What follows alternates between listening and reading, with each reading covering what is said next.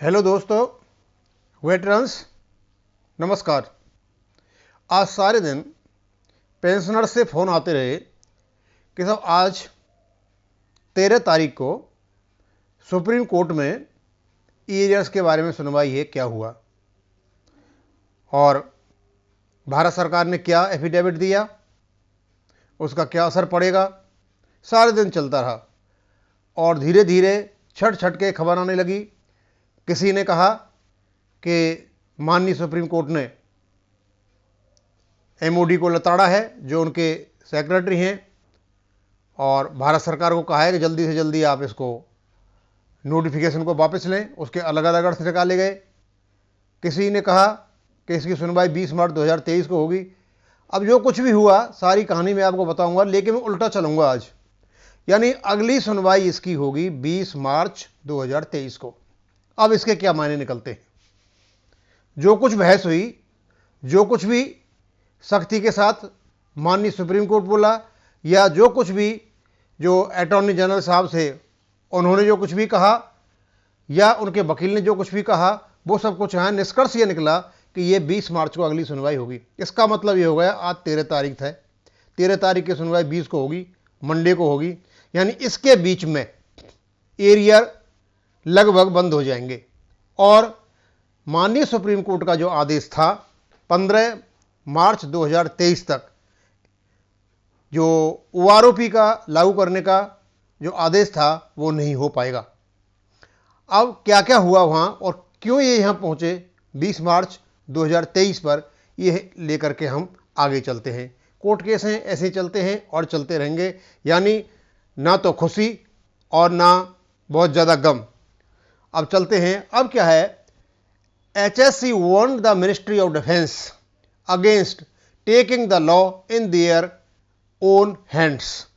इसके बारे में कई प्रकार के वीडियो बन गए। माननीय सुप्रीम कोर्ट ने कहा कि रक्षा मंत्रालय कानून को अपने हाथ में न ले। अब क्योंकि एक स्ट्रिक्ट वार्निंग भी है, एक धमकी भी है, और जो दुखी हैं, एग्रीव्ड पार्टी है, उनके लिए तो एक अच्छा रिमार्क है।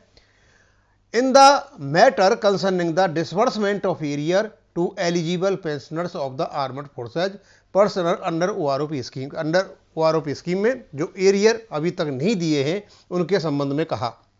अब ये बेंच की जो सुनवाई कर रहे थे, उनमें 3 जज हैं।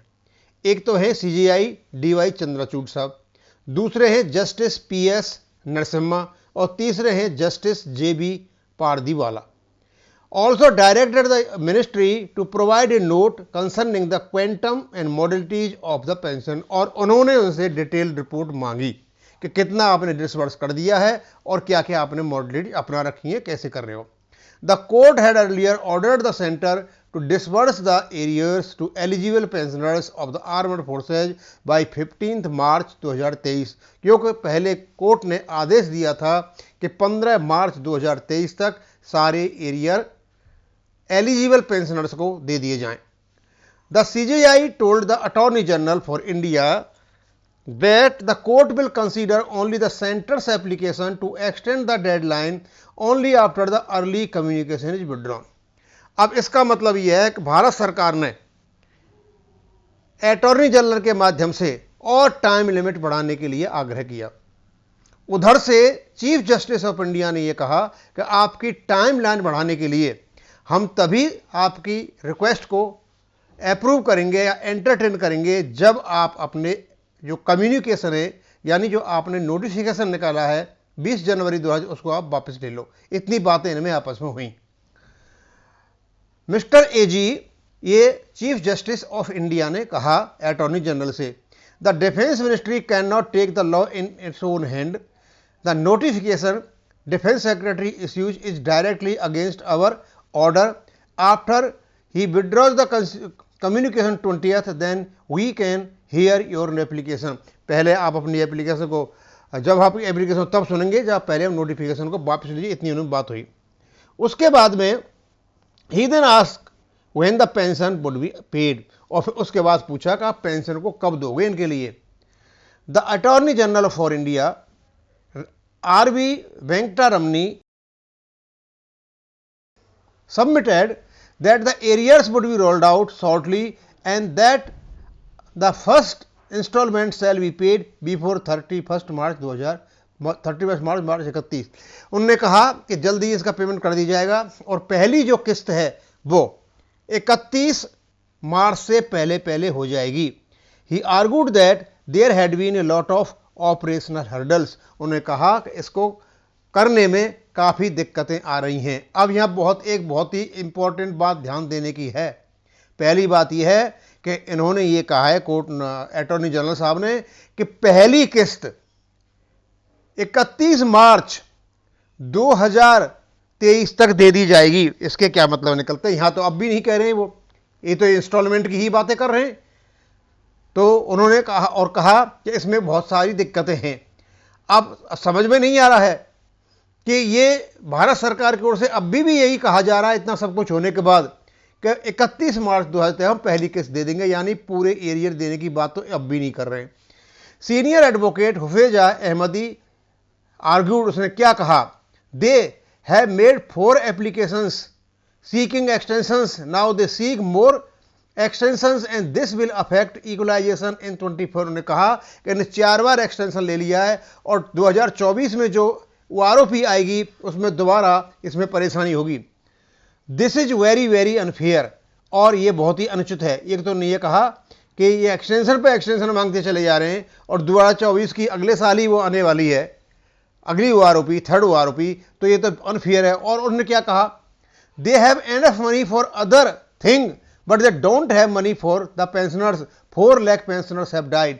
और साथ में एक बात और भी कही उन्होंने कि इनके पास बहुत पैसा है और कहीं देने के लिए, लेकिन पेंशनर्स को देने के लिए पैसा नहीं है। इसका मतलब ये हुआ कि वकील साहब भी ये मान रहे हैं कि भारत सरकार जो कह रही है कि हम एक ही इंस्टॉलमेंट देंगे 31 मार्च 2023 तक, तो वो ये मान के चल रहे हैं कि अभी भी ये इंस्टॉलमेंट की ही बातें कर रहे हैं। और उसी के काउंटर में इन्होंने कहा है कि इनके पास बहुत पैसा है लेकिन पेंशनर्स को देने को नहीं है, और 4 लाख पेंशनर ऑलरेडी जा चुके हैं।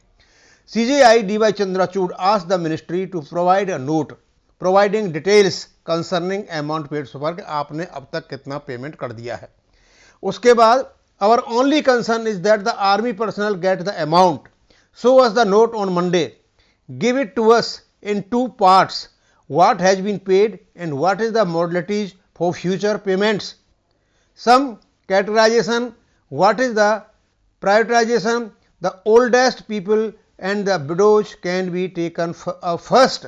उन्होंने पूछा कि आप किस प्रकार कितना दे दिया है आपने और किस प्रकार इसको दोगे, सारी की सारी मॉडलिटी हमें बताइए। यानी इस बार बड़ा सीधा साधा है। इसका अर्थ यही निकलता है कि कोर्ट ऊपर तो स्ट्रिक्ट है, स्टर्न है, लेकिन यहाँ जिस प्रकार ये अपना थोड़ा नरम रुख अपना रहे हैं कि क्या आपने किस प्रकार करोगे और किस प्रकार नहीं करोगे, और इस प्रकार करोगे तो पहले जो है आप जो विडोज हैं और जो ओल्ड पर्सन्स हैं उनको आप पहले दीजिए। यानी लगभग इसका तो यही मतलब सा निकलता आ रहा है कि शायद भारत सरकार जो 4 इंस्टॉलमेंट की बात कर रही है और 31 मार्च तक पहला इंस्टॉलमेंट देगी, शायद अंदर से कोर्ट ये मान के बैठा हुआ है कि इसको हम टाइम दें और ये इस टाइम लिमिट में इसको ये पूरा करें। अब क्योंकि इसकी जो ऑपरेशनल हर्डल्स हैं वो हैं, इसमें तो कोई शक नहीं है, ऑपरेशनल हर्डल्स हैं, काफ़ी बड़ा काम है, क्योंकि ये बैंकों पर निर्भर है। पहले बैंकों में होते थे अकाउंट कि बैंक पेमेंट नहीं कर सकते जब तक उनका कॉरिजेंडम पीपीओ नहीं आता है, और इतना जल्दी इनको कॉरिजेंडम पीपीओ निकल नहीं सकता। तो ये 7 दिन का टाइम जो मिला है सुनवाई का, इसके बीच में मुझे ऐसा लगता है कि इनमें एरियर बंद हो जाएंगे और उसके बाद पुनः कोई ऐसी टाइम लिमिट आएगी, ऐसा कोई ऑर्डर आएगा कि भाई आपको इस टाइम लिमिट के पीछे करना है। और 100% मैं बता सकता हूं कि अभी भारत सरकार माननीय सुप्रीम कोर्ट के सामने टाइम एक्सटेंशन के लिए जा रही है, और इनकी जो ऑपरेशनल हर्डल्स हैं वो काफ़ी हैं, इतना आसान नहीं है। और माननीय सुप्रीम कोर्ट भी मुझे लगता है कि ये अभी भी इनको टाइम लिमिट देने जा रहे हैं, तो टाइम लगेगा इसमें। इनकी सारी बातों से तो यही लगता है। पहले तो दूसरी बातें थी, अब यहाँ दूसरा ही थोड़ा सा मॉड्यूलेशंस हो गया है, थोड़ा सा सॉफ्टनेस कोर्ट की ओर से आ रहा है। वह इतनी सी धमकी है, कोर्ट को लॉ को हाथ में मत लो और जल्दी जल्दी पेमेंट दो।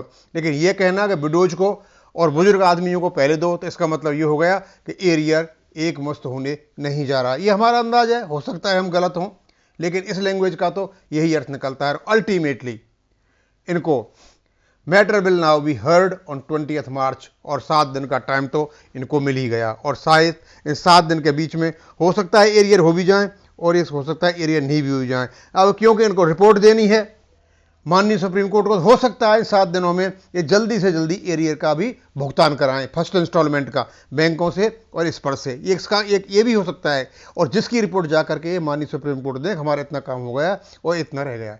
अब इसको मैं यहीं ख़त्म करूँगा। थैंक यू, धन्यवाद।